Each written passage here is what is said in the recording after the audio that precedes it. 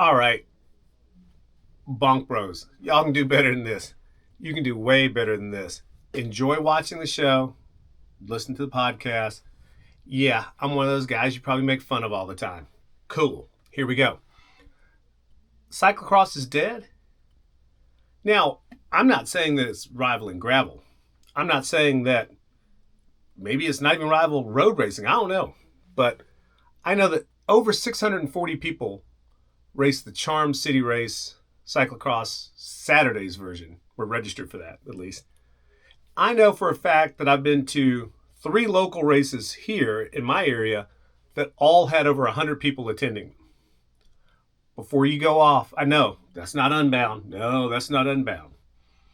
But when you look at Bike Reg and you look at the number of events and the number of people participating in cyclocross events, it's up. It's up. Maglie Rochette also, by going out to the events, thinks that it's way up. She's actually participating in them on the ground, seeing them week to week, the Trek Cup Series and other events. And she's talking to promoters. Huge uptick. What could that be accounted for? What could account for that? Well, let's say, let's look at that. What could account for a huge uptick in cyclocross as people who participate in gravel hardcore are saying that cyclocross is dead? And I get it. This is not a beat up on you kind of thing, but I get where you're coming from. From your perspective, gravel is huge. Even if gravel lost 20% of its riders to cyclocross on a casual basis, that would be a huge boom for cyclocross. And I think that might be what's going on.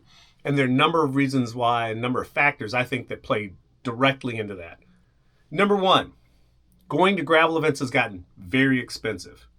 Number two, going to gravel events has gotten very, very time costly. Number three, going to gravel events has put a bike in everybody's stable that's capable of doing what? At least riding casual cyclocross. That's what it's done. It's put everybody in the place where they can go out on a weekend, Wednesday night, whenever, and ride a cyclocross course, enjoy themselves, get back, go home, get back to work, training, whatever they want to do the next day, the next week, or whatever, and not have that huge expense, that huge ding in their time, that huge, seemingly unrecoverable effort that it takes to go and book some of these places with like the large venues.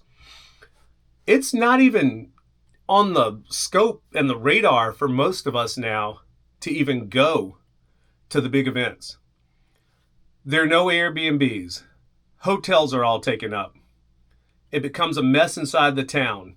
There seems to be a growing controversy with some of these events and locals, and I get it. You know, you have 1,000 people or more descending on one area and utilizing the resources, misusing the resources. We know what's happening. Let's just admit to it. And I think that gravel, I'm not pronouncing the death of gravel. Not doing that at all. I love it. Love the sport. But it's complicated. It adds complications that people who are not full-time gravel athletes have a problem dealing with. As a full-time gravel athlete or gravel athletes, well, Dylan Johnson's a full-time gravel athlete, and then there's the alleged full-time athlete, the Dilbert. But anyway, those people benefit from all of the other gravel riders who are going there. And they'll continue to benefit. The manufacturers seem to be on board with gravel bikes, bigger, better, stronger gravel bikes. But there's also a little bit of a backswing. I'm seeing more and more people using their gravel bikes at cyclocross events, and there's nothing wrong with that. It doesn't mean that gravel's going to die anytime soon. But I think that cyclocross is not dying at all. I think that there's a little bit of a resurgence. So people can go out, $20, have a good time, go do a race, come back home, That's a big deal to a lot of people, and not have to fight out there. The competition on the roads at some of the big gravel events, and gravel is getting. I think gravel is going to become more regional. I think we're already seeing that. A lottery for Unbound, that's great, and that was wonderful when only so many people wanted to do it, and you had that group that were going there. That's fine. People could contend with that. Many of us now are not even putting our names on the list to go do a big gravel event. It's not worth the frustration of the time, or if you want to do well at them. I mean, I think the assumption is that the dad, granddad, grandma, Aunt Susie list of people just go to finish them and they just want to have a good time and go. Or they're like these try-harders. They're going out there to try to win their age group or whatever. There's a massive group of people in the middle who want to do well at those events better than they've previously done at that distance or at that event, and prove a little bit of something to themselves. I mean, by going out and doing something hard, you automatically change your life. Every time you do something difficult, you change your life. People use these extremes. This person won the world championship and it changed their life forever. Every time you go out and do something difficult, you change your life forever. And you can believe it or not, especially as you get a little bit older. Every time you can go out and do something that's hard, you feel better about yourself. You feel better about life. And I think that's what some local cyclocross races are providing. Local gravel events provide that. And I think that there's a marriage coming. I think that there's a place out there where you can have a gravel circuit race. I think that this focus on these long point-to-point races, or the long out and back kind of or long loop, I think that might actually be dying down. I know that Belgian Waffle, Michael over there, he's had a few little iterations of things he's done that I think are very creative, very innovative, and I think that some people should follow suit as opposed to kind of like writing some of that off. I feel like it would be much more beneficial to get a state park, national park, or some area and get a 10-mile loop, 5 to 10-mile loop that's a challenging circuit. Close that down for a day or two, run all of the age groups separately, all of the categories separately, let them go around. It provides a better spectacle for spectators, and that's something that gravel's missing right now. Heard on the Bonk Bros podcast this last week that the intrigue of watching gravel. It used to be there when we got to see the gravel races in retrospect. When you saw a video that was shot like a couple days ago, put it all together and showed the intrigue of the race. But now that we've got Sea Otter, Big Sugar, Unbound, Schwangen, Steamboat, everything that we have, when you put all that together, it's actually a little bit tiring on the average consumer right now. I think that gravel might want to change its format and get something that's a little bit more interesting and cut down these races from these mega long events to 3-hour, 4-hour races.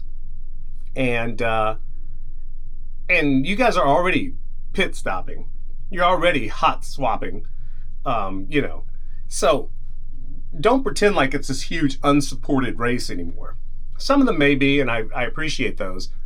But if that's what you're going toward, don't hold a whole community hostage anymore.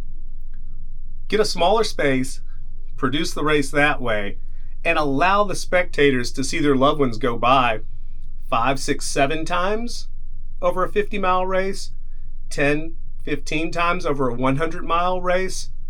I guarantee you that the revenue from that and the impact, the reduced impact from that, would be a lot better for everybody. Just some of my thoughts on gravel. Not trying to cause a controversy with you, not trying to beat you up. I appreciate what you do, but I do think that the insider perspective that you guys have is a little tight. It's a little myopic right now. And I think that if you look out and see what everybody else is kind of thinking about and what they viably can do, what we really can do, gravel's going to have to change a little bit to go on and survive. But meanwhile, 600 plus people at Charm City, 100 plus at just about every local event that I look at. Some of them with 200 to 300 plus people on on cyclocross courses every week. That's a little bit of a resurgence, and I think that because you're only looking at the elite level, you're not seeing the impact below. The elite level has the high level. That has the high level impact. But honestly, it's the middle point that keeps people coming. Because if you're charging me $100 or $200 for a gravel event and you're calling it a race and I have to go treat it like a race and then I have to race it at this pace, my significant other has to race it at this pace, might be able to race it with my friends, but we're really not matched up ability-wise, and it's this long, drawn-out 100, 200-mile course, that really doesn't add up to fun. When you can pay $150 and go up to Virginia and do a wine gravel ride. You can ride all the wine touring things that you want to do, and you might be losing people to that. I don't know. Just some stuff to think about. We'll talk more. Thank you.